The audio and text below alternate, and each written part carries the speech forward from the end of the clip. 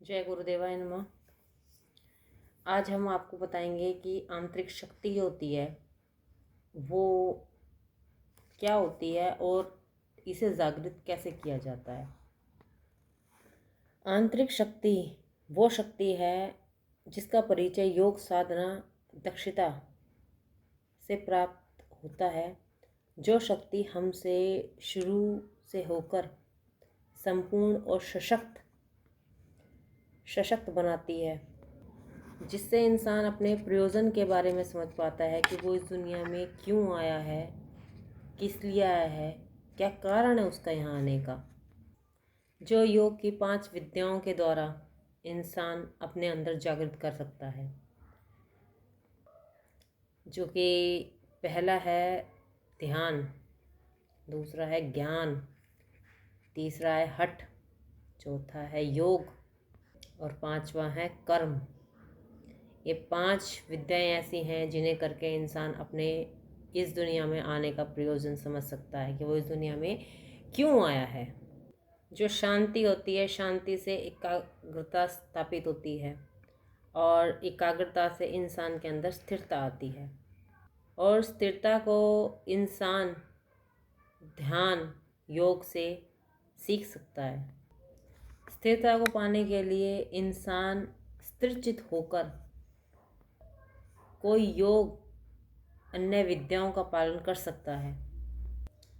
स्थिरता जो होती है वो इंसान के अंदर गंभीरता पैदा करती है, जिससे कि इंसान अपने फैसलों को खुद स्वयं लेना सीख जाता है, वो भी परमात्मा के को साथ रखते हुए। वो परमात्मा के इशारों को समझने लग जाता है। जैसे कि इंसान जब किसी सरोवर को देखता है तो उसके अंदर वो अपने आप को देखता है, तो उसके अंदर उसको अपनी प्रतिछाया नज़र आती है। शांत और निश्चल जल के समान वो मनोदशा है। सभी भ्रांतियों से मुक्त होकर के इंसान जो है वो सत्य का अवलोकन कर पाता है और स्वयं के अंदर से भी परिचित हो जाता है। अगर जैसे कि सरोवर में कोई कंकर फेंका जाए तो जो उस पानी का संतुलन जो बना हुआ था वो बिगड़ जाता है कंकर डालने से, और इंसान को उसके अंदर अपनी परछाया नज़र नहीं आती है, क्योंकि पानी तो वो ही है, परंतु जो उसकी स्थिरता थी, जो एक वो regular go with the flow में चल रहा था, वो भंग हो जाती है कंकर डालने से। इसलिए उसमें जल की तरंगें उत्पन्न होती हैं। वर्तमान में जो इंसान की मानसिकता है ना, वो मानसिकता ऐसी है जैसे कि वो जो कंकर मारने से जो उस सरोवर की कंडीशन है, जो सरोवर का हाल है ना, वैसा ही इंसान का है कि इंसान के मन में हर टाइम कुछ ना कुछ चलता रहता है और उसके दिमाग में उथल पुथल लगी रहती है। जो इंसान की बुद्धि है ना, वो ध्यान और योग से वो बुद्धि अपने संतुलन में आ जाती है, जिससे कि इंसान के जो मन की हलचल है वो शांत हो जाती है। इंसान जो है वो अपने अंदर के अनुशासन को बनाए रखने में अपना पूरा दम लगाता है और उसके लिए हर चीज़, क्योंकि जो उसके मन की हलचल है ना, वो उसको इधर उधर होने नहीं देती किसी भी हालत में। क्योंकि जिस चीज़ पर इंसान फोकस करता है ना, उस पर फोकस बहुत कम कर पाता है, क्योंकि उसकी जो मन की हलचल है ना, वो उसको एक जगह टिक के नहीं रहने देती है। और यही कारण है जो इंसान अपने फैसले को खुद नहीं ले पाता है। अपने निर्णय को खुद लेने के लिए, अपने आप को सही रूप से चलाने के लिए और अपने काम को अनुशासन ढंग से करने के लिए ध्यान योग बहुत ज़रूरी है अपनी ज़िंदगी में। इसको ज़रूर अपनाएं, क्योंकि जो एक ईश्वर की दी हुई गाइडलाइन है हर एक इंसान के लिए, उस लाइन पे चलना बहुत ज़रूरी है। क्योंकि परमात्मा आपको करने के लिए कुछ भेजता है, आप इस दुनिया में आके कुछ और करते हैं।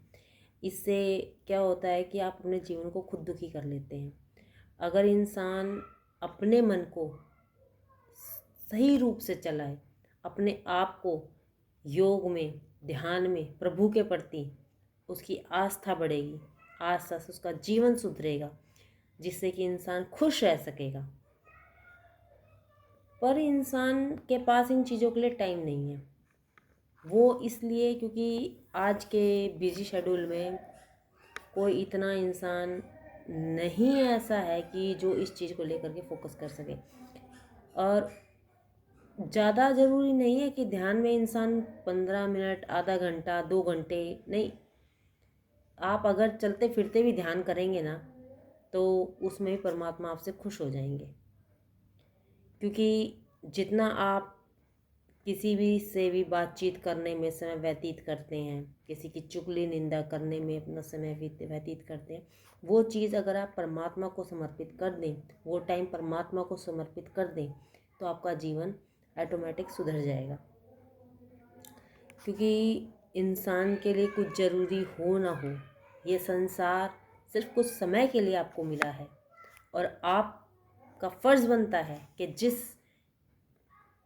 जो कार्य करने के लिए परमात्मा ने आपको इस धरती पर भेजा है, आप उस कार्य को पूरा करें, ना कि इस 3D लाइफ में फंस के अपनी ज़िंदगी को तहस नहस करें। क्योंकि अगर आप इसमें फंसे रह गए तो फिर से जन्म लेना पड़ेगा। ज़रूरी नहीं आपको मनुष्य का जीवन मिले, किसी कीड़े मकोड़े का भी जीवन मिल सकता है, किसी जानवर का भी जीवन मिल सकता है। अपने जीवन को, अपने जितने भी आपने कर्म किए हैं, अपने कर्मों को अच्छा रखिए, जिससे कि आपका जीवन सुधर जाए और आपकी मुक्ति हो जाए। अपने मन की इच्छाओं में कटौती कीजिए और अपने जीवन को उस परमात्मा की लाइन से जोड़िए, जिसने आपका बेड़ा पार करना है, आपको अच्छी ज़िंदगी प्रदान करनी है और अच्छी मृत्यु प्रदान करनी है। और अगर आपके जीवन सुधर जाएगा तो मृत्यु अपने आप सुधरी हुई है। वरना ये जो दुनिया है ना, ये 3D लाइफ है, ये इंसान को कहीं का नहीं छोड़ती है। क्योंकि अगर आपके पास 24 घंटे हैं और 24 घंटे में से आपने 10 मिनट भी उस ईश्वर के लिए नहीं निकाले ना, तो उस परमात्मा से भी आप आस मत रखिए कि वो परमात्मा आपके लिए कुछ करेगा। Thank you.